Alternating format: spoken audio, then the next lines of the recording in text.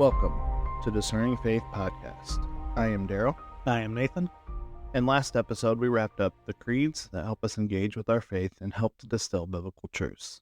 Today, we are going to take a mad dash through history as it relates to the church and government. For now, we will just bring up the facts of history with some commentary. Going forward, we will look at the effects of this experiment and then look at biblical evidence for Christians in government. Thanks so much for joining us. Thank you so much for your patience, because this is our second attempt at recording it. So yeah, you're going to really be able to tell that it's our second attempt. So Good boy. some things we need to set up before we really get into the history, I think, though, are while Nathan may have a history degree, we're not historians, and we're just trying to work through this as, lay people doing our best to work through that. And so some things we want to kind of caveat this with, I guess, is we're going over almost 1,500 years of history here. We're hitting very big highlights. We're focusing on things like the church and its relation to government. So there's going to be a lot of more government stuff, but there's a reason for it. We're not going to, we'll make our commentary here and there, but for the most part, we're going to kind of break it down in later episodes and really get into the more important stuff of biblical basis. But I'll get into scripture references after we kind of give a highlight of what it used to be like, hopefully tackling some misconceptions, but just giving you listeners a general idea of kind of where we took off since Constantine and how did we get from Constantine a little bit closer to where we are today. So, well, and I think the reason we wanted to do this was because thinking of Constantine's effect on the church, his effect on government. Before him, Christians had to be careful how they practiced, or they were killed for it, right? Or at least terrible things, persecuted and everything. So, I think as a Christian nowadays, and looking at, there's kind of an important political event coming up soon, although I think sometimes we focus so much on that one and forget about all the other political events that are always going on, other elections and stuff. So we need to be careful of that. But I think as a Christian, you always kind of want to know, how do we interact with government? How do we be a good citizen? And what does Christ call us to be? What does Christ call us to do as a citizen? And as citizens, plural. Yeah, and as citizens, exactly. And so that being said, things like, well, there's two candidates and I'm not excited about either one. I have concerns about either one. What do I do with that? Or can I ever vote for someone who supports this? And things like that. But also just in general, how should Christians deal with power? Should Christians seek office? Should we as Christians, impress on other people our beliefs? And should we do that by the sword? Figuratively, obviously, we don't use swords quite the same way anymore. But, I think they're good questions to kind of work through. I don't think Nathan nor I have an answer. We can talk through what we believe. We can talk through biblical basis, but in the end, it's something I think every Christian should wrestle with and figure out what they want to do with that. Yeah.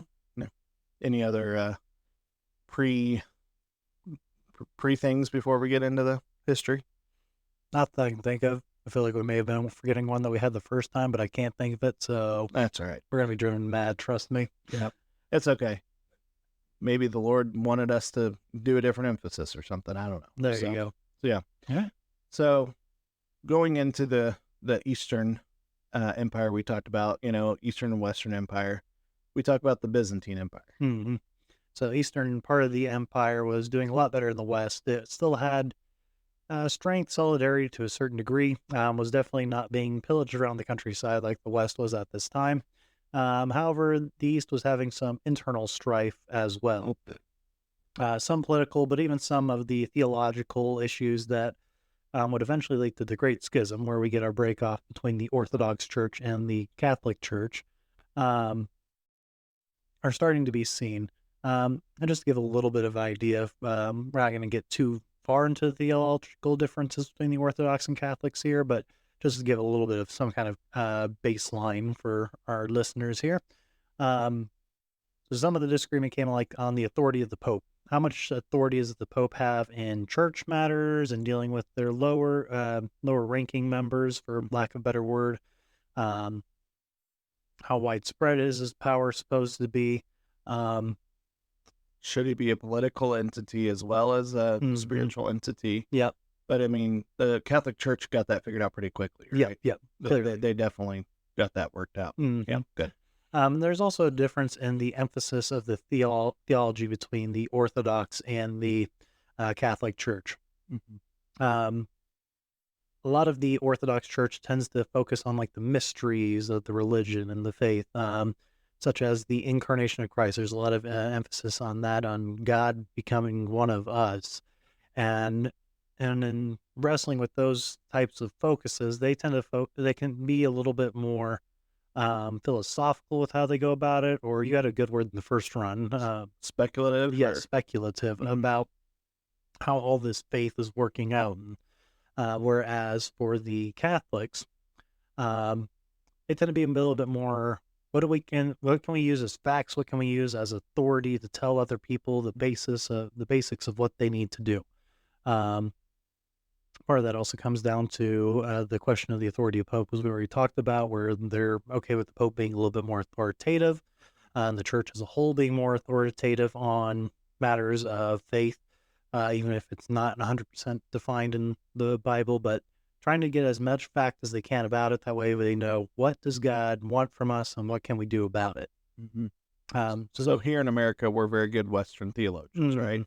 A lot of the time we want to know about Christ's sacrifice. What does that mean? How do I work out my faith practically? I think most Western Christians, if you were to get up and talk about philosophical things from the pulpit and how does this kind of mystery of the faith, how do we deal with that? I think most of them would go, I don't really care, honestly. Just tell me what I need to do and how I work out my faith. Whereas, you know, the more Eastern side of things is, let's think through that. Let's philosophize. Yeah. I'll try it. It's not a real word, but it sounds fun. So, it's just a very different emphasis. Nothing's wrong with either emphasis. It's just a different emphasis. So, yeah. So, the Eastern Byzantine Empire was already starting to deal with those type of internal questions, both politically and theologically. They were also dealing with threats from outside. Muhammad first kind of came about, and the whole rise of the Islamic empire is to follow in 632. Is that important or something? Yeah, it has a little bit to do with church and world history and medieval history. It's pretty important. There's not very many people named after him, is there? There are a few. Okay. Just checking. Yeah. Okay. There's a boxer, I think. That's the only other guy, right? Oh, yeah. Yeah. But the empires start rising up then, and the caliphates are formed afterward, and that would be a constant territorial battle, particularly for the Byzantine Empire as their next door neighbors. During this time, were also dealing with a little bit with the Visigoth barbarians, having to deal with them somewhat, but they weren't dealing with them nearly as badly as Rome was at this time. So, speaking of Rome, heading back to the Western Front, we'll say, the Visigoths, they sack Rome in 410, take much of Western Europe, and pretty much that's when history considers the fall of Rome. Obviously, we're talking about the Byzantine Empire. They don't still consider themselves very much. No, the Roman Empire is still very much alive in us. We moved the capital here. We're still alive. We're doing fine. I mean, they can trace their lineage back to Constantine himself. And so this is the Roman Empire to them now. But a lot of historians will say Rome falls in 410 and therefore the end of the Roman Empire. And so the Visigoths gain more power, more land, and the Franks. Now remember, the Visigoths, again, were Arian, not according to the Nicene faith. Again, very much of the belief that Jesus was more of a creature like us than actual equal with God, which the Council of Nicaea figured out. So they were willing to now enforce such violently upon the Roman Empire. So you mean if we come up with just a creed and say, hey, this is how it is, it doesn't just stamp out any kind of heresy? I thought strongly worded letters could take care of everything. I mean, that's what I've always thought. All right, well, I guess we'll just keep going along with our mildly worded. Hmm. Passively aggressively worded. Yeah, okay. So there are some Franks, which Franks are precursors to the French, Hmm. although that's kind of a misnomer in and of itself because it's really all of Europe kind of descends from the Franks and from the Vikings and the Danes and from The German. they're all kind of intermixed. Let's just be honest. So, but there's the Franks are kind of like, yeah, we're not going to do this. So they're pagan. They don't have a faith in that way. They have a pagan. They believe in that kind of stuff. And so they resist the Aryan push, and they're one of the few that can actually put up a good fight. Hmm. So the Frankish group of the Merovingians, something like that. Hmm. It's all French, right? Yeah. Yeah. So that they rise out of that, and a specific leader rises out of that, and his name is Clovis. Hmm. And Clovis is pagan himself, but he takes on a Christian wife who pesters him and her children as well to convert to the Nicene Catholic Christian faith. And it takes a while, but through her persistence, she actually does get her family to convert. And then, as they are the rulers of the area, that kind of spreads throughout all of the society and what would now be modern day France. And so it kind of sets up again, the rest of our neighbors and everything are Arian right now, but they are holding to the Nicene faith and the belief that Christ is on equal footing with the Father. So the Merovingian dynasty kind of sets up the Christian world in France and parts of Germany as well. Merovingian has also set up some things that will kind of lead to their own downfall. First of all, they kind of set up a precursor to a little bit of feudalism and the vassal state system. When they would go through and conquer an area, they would give the land to a loyal warrior, who would then go in turn serve the leader who they fought under and would pay tribute to or taxes to. It was a very decentralized form of government, and again relied on good loyal vassals to contribute whenever you needed them to actually function properly. Which means sometimes that you had a little bit weaker response to outside threats or inside threats as well. Mm-hmm. Speaking of inside threats, the Merovingians also were very much, hey, we're kings. Let's live like kings. Let's have someone else do the administrative and day-to-day stuff for the area we're ruling.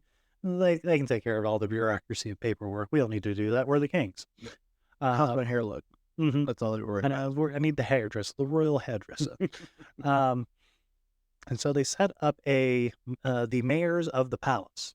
The mayors of the palace do the day-to-day rule in the main ruling city, and then kind of just the general empire via all the administrative work there. And one particular group called the Carolingians are very good at this, and end up kind of overthrowing the Merovingians during their kind of rise to power. So the Carolingians, one of the early rulers for them is Pepin. Where's Mary? Mm-hmm. Still roaming about the countryside, apparently. Yeah. So Pepin the First, he starts a major conquest of what is modern-day France and Germany as well. Still somewhat under the influence of the Merovingians. There's kind of gray area, like who's actually in charge right now, because, well, we're the mayors of the palace. We're actually doing the real work here, so we know we're kind of in charge, even if we'll pretend that the Merovingians still have some sort of power. Pepin goes the way of all men, and after his death, there is a little bit of civil war. There is quite a bit of a little civil war in Europe throughout these times. All the time. Mm-hmm. Yeah. And so Charles Martel ascends to the throne. He builds upon the conquest of his father and continues to assimilate more land into their kingdom. And after he dies, he divides his kingdom between his sons, Carloman, and his other son, Pepin the Short, because medieval titles are fantastic like that. Well, I mean, Pippin was a hobbit, Hmm. right? So I guess Carloman was also a hobbit. I don't. I don't Anyway, know. So Carloman gets the northern parts of the kingdom, and Pepin gets the south. Carloman decides to retire from essentially ruling his area and hands the kingdom over to Pepin. He goes off to do essentially service for the church, which is kind of crazy to think about nowadays, but there's a lot more inner workings between church and government back then, and kind of a little bit admirable that he's like, you know what, I'm gonna give up the government part of this, and I'm just gonna worry about the faith. Good for him. Mhm. So he hands it over to Pepin the Short, and there were some other family members who weren't quite happy with the rest of the kingdom going to Pepin and it all being under him. Like they wanted a little bit of a slice of the pie. And so there may have been a teensy weensy revolt that Pepin had to put down before, getting on to ruling as a proper ruler ought to rule.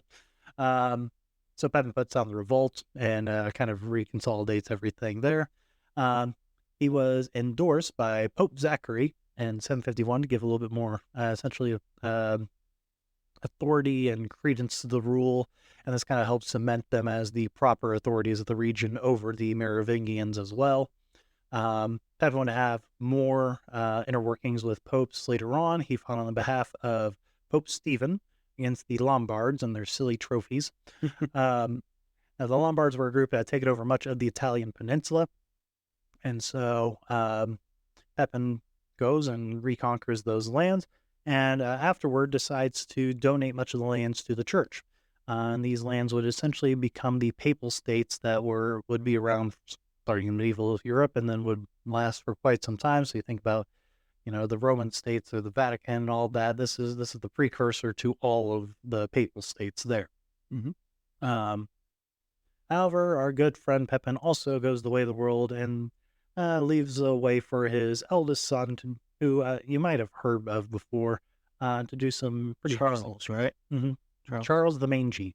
Yes, yeah. So Charlemagne, he's like we said, the eldest son of Pepin, but he takes the throne in 771. He finishes his father's conquest against the Lombards, so Pepin took most of the land back, but then Charlemagne kind of finishes that the Red Lombards off. And took the rest of the trophies. Yes, the rest of their trophies. And then he spreads Christianity with love, peace, and persuasion. No, conquest. Pretty much by the sword. I have taken over these lands. I am in charge now. We are Christian. Yes. Deal with it. Yep. So spreads his rule over much of Europe, including northern Spain, which will become important here a little bit later in the story. And on Christmas Day in 800, he is crowned Emperor of the Holy Roman Empire by Pope Leo III. So this is kind of a big deal. It lasts for 1,000 years.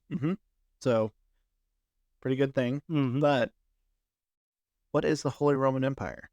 Is that a thing? No, they kind of just make it up there.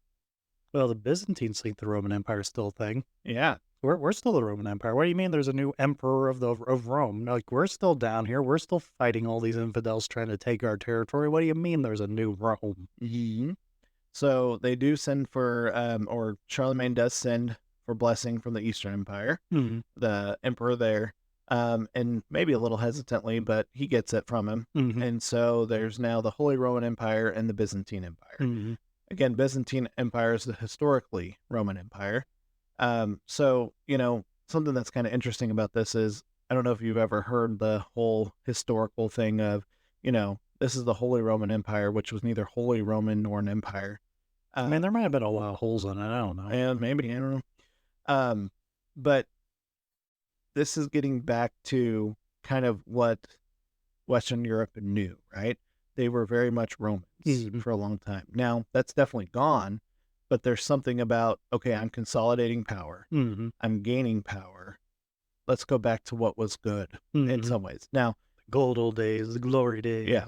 There were obviously lots of things not good in Rome. But, that's kind of what we're seeing here. So, Charlemagne does pretty good things, though, once he's kind of set in power. So, he does a lot of educational reforms to try and just educate the general population. He was not so good at learning himself. There's a funny story about him trying to learn Latin and trying to learn even how to just write his own name, and he struggled with it a lot. Now, granted, you can make fun of him, but it's like he was also trying to do this at a lot older of an age, and learning these things is a lot harder when you're older. But even though he wasn't successful himself, he still valued it in other people and wanted to make it easier for other people to learn and to gain knowledge and understanding and all of that. And so he made it a lot easier for knowledge to be disseminated and preserved for future generations. He also did a lot of support for the church. So there was a little bit of trading back and forth of funds. He built a lot of monasteries, cathedrals for them. And on a more cultural and political level, he enforced kind of a lot of the rituals and practices of the Catholic faith on the population. He issued a mandatory 10% tithe to the church. He made it so that all church services in his land were all using the same liturgy, same kind of formulaic approach to the service itself. They were all going to use the Roman approach, the Roman liturgy for it, so that everyone was on the same page no matter where they'd go in the empire. Why is that important? That's the Roman. What's the difference? Do you know? What are your thoughts on specifically the Roman liturgy versus others?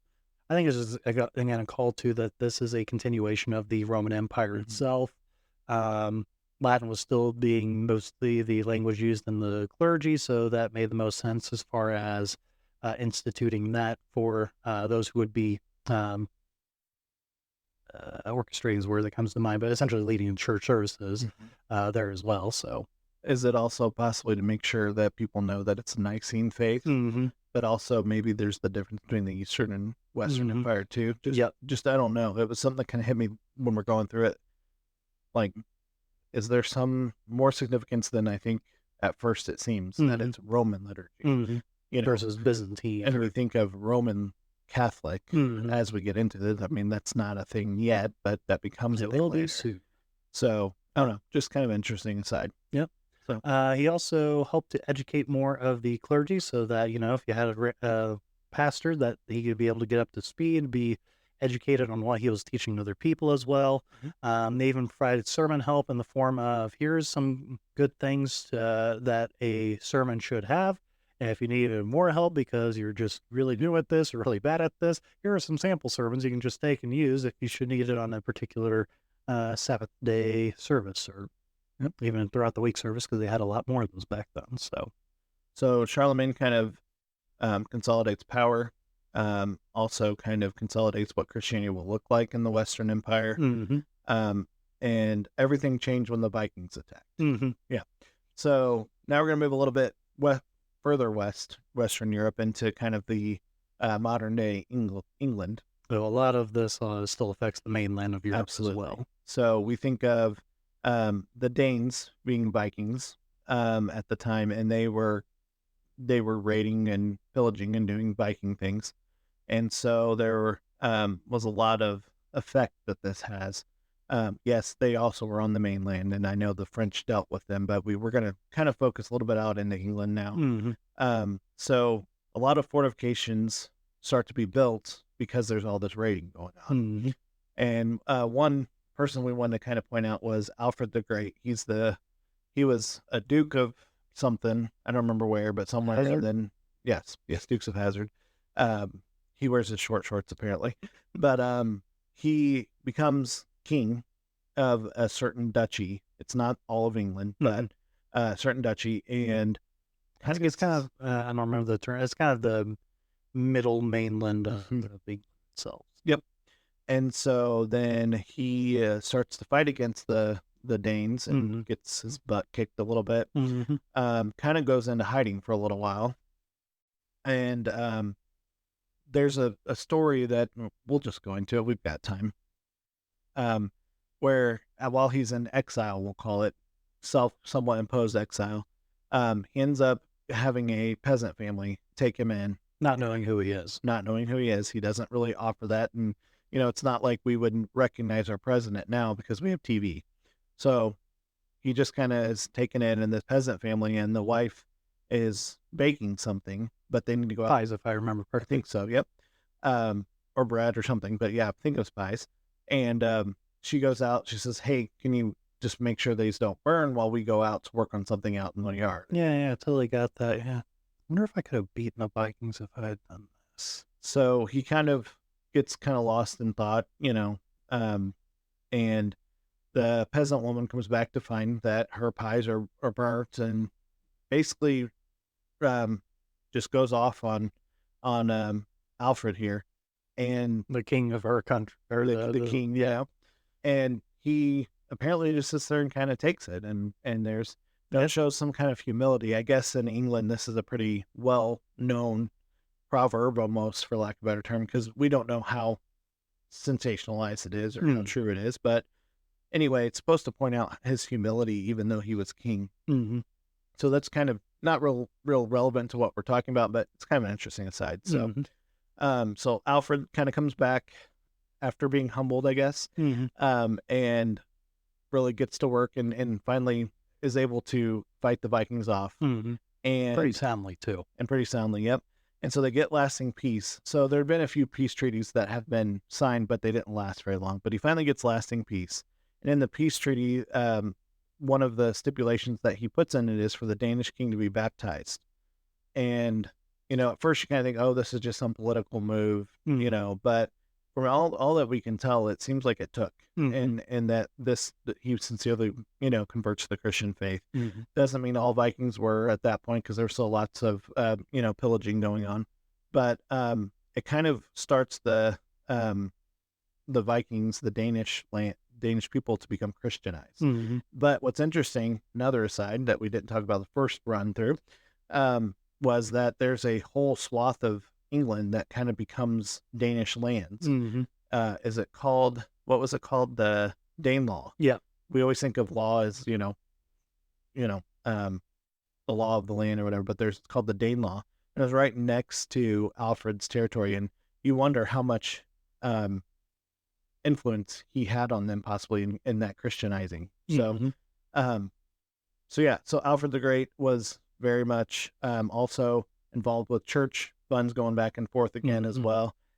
Kind of see this a lot going on. So a lot of interweaving between that. And again, doesn't mean all Vikings were suddenly peaceful. Again, they're still raiding much of the England and the rest of the European country. So they're building castles, and it's like, okay, we got to protect them. We got to dissuade them from coming in. Build enough castles. Okay, now we got these military forces here. We got to feed them. How are we doing this? Kind of sets a precursor to feudalism, which we'll get into a little bit as we talk about the Chivalric Code as well. However, first kind of wrap up a time warp, again, jumping back a little bit and getting another little picture of what was going on in Europe at the time. Let's talk about Spain.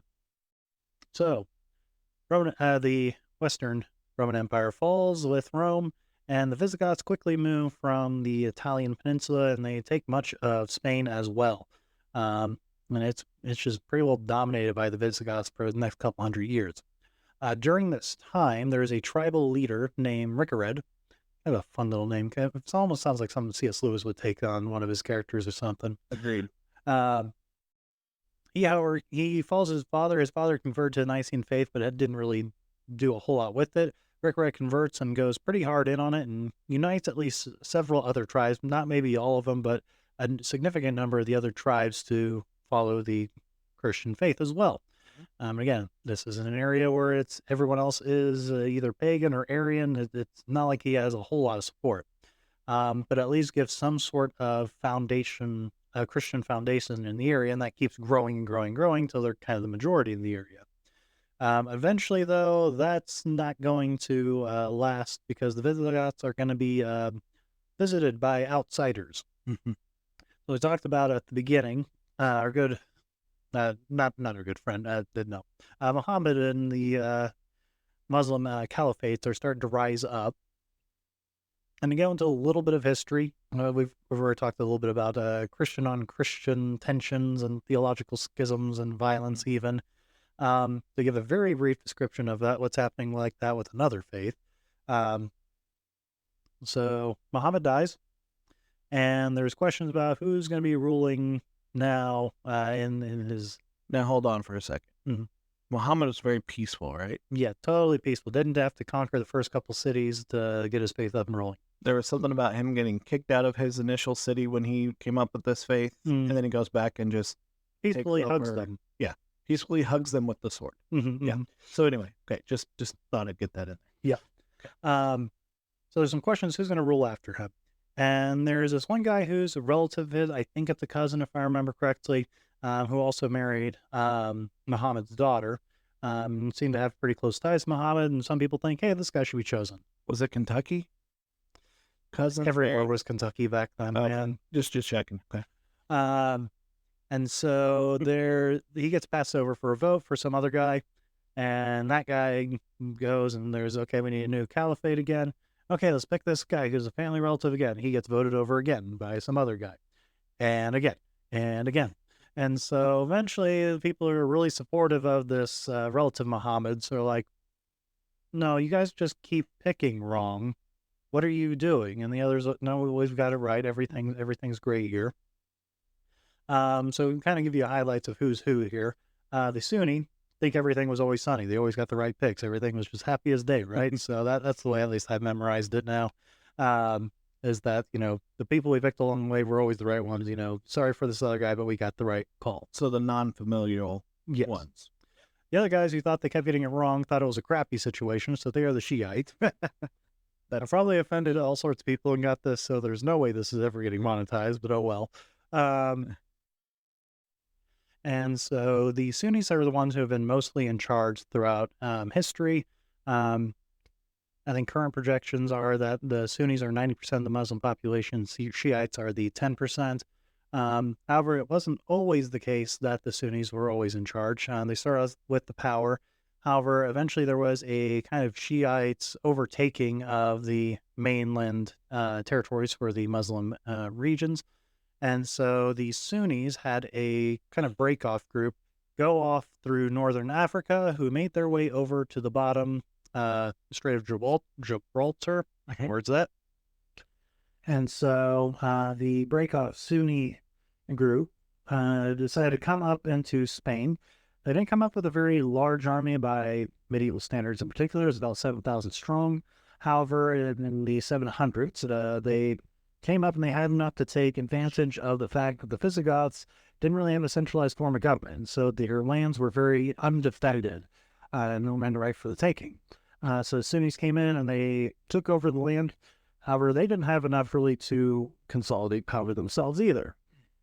And so what they kind of had was a loose rule of government where they were still leaving the locals in charge and they weren't really forcing a whole lot of regulations on the people. They did not force mass conversions to Islam at that time. However, they didn't pose rules on Jews and Christians that they weren't allowed to proselytize eating. They were allowed to get their own converts. Nowadays, and mass conversions when Muslims take over is pretty normal, right? Either convert or die. Is that normal practice? Okay, just convert or pay a tax at first, and then eventually convert or die. And so that doesn't sound like too bad of a deal, at least not the convert or die part, but the whole, well, you're allowed to keep practicing your faith, just don't proselytize to other people. I think a lot of Christians in the modern look at that and be like, that seems fair enough. That's okay. And I think that's a sad commentary on Christians right now, because one of the main commandments of Jesus was go and make disciples of all nations. We are commanded to proselytize and to bring others into the faith and into right relation with Jesus and the Father and the Spirit. And so that kind of was a bigger deal of a regulation imposed on the Christians of Spain than we give credit for. So from the 700s essentially until 1031, there was Muslim rule in Spain. However, there were multiple attempts pretty much about that at the end of that time and then afterward over the next couple centuries to retake Spain by Christian forces. Some of the Franks had attempted to do that. Part of the Carolingian dynasty made multiple attempts to break into Spain and slowly regain territory, essentially to, one, retake the land. But even after the land was retaken, there was a lot of Muslim influence. And so there was several successful reconquistas, as it is in Spanish, to finally convert the land fully back into the Christian fold. In 1492, not only was Columbus sailing the ocean blue, but Spain was finally back into full, we are devoted Catholic mode here. We're getting rid of all the other influence. So, so with that, we've kind of had a general view of European history at the time, at least for the early medieval period. We'll kind of get into some more of the commonalities with that, with looking at the chivalric code and then how that led into the Crusades next time. But for right now, unless you have any closing thoughts right now, Daryl. I mean, I think, and I don't remember if we said this because we've tried to record this as our fourth attempt, I think, to record this episode, but it still bears repeating even if we have. But there's infighting in the Christian states. There's infighting in the Muslim states. There's fighting everywhere. Fighting with the pagan states, fighting with the Arian. Yeah. So I just want to make sure that we notice that fighting is part of the culture right now. Fighting, yes, and it's. I mean, we're very blessed in America that we don't see fighting like others do in the world, but also historically like people do. And so I think just keep that in mind as we go into some other things that we're going to go into going forward, I should say, as you know. It's easy to look back on history and go, oh, those barbarians, they're terrible. How dare they? But we're all products of our time. I kind of shudder to what, if Christ doesn't come back soon, when people look back at our time and the things we did, what are they going to have to say about us, And so I think on both sides, we should always call a spade a spade. If there's something that was clearly wrong, we can call that out. Yeah. But I also think we need to remember everything's in context. Just like we want to keep biblical context, we want to keep historical context. And we want to make sure that we don't judge based on our values that are just modern values. Now, we want to judge by biblical values, right? And so as we get into this series a little more, we're going to get into more biblical ideals and what the Bible says about ruling and warfare and what all that looks like. But again, sometimes we have to take our modern lenses off and see things for what they really are. Yeah. So. Awesome. Yeah. All right. Well, thank you for joining us. This is Them Discerning Faith. The Lord be with you and bless you.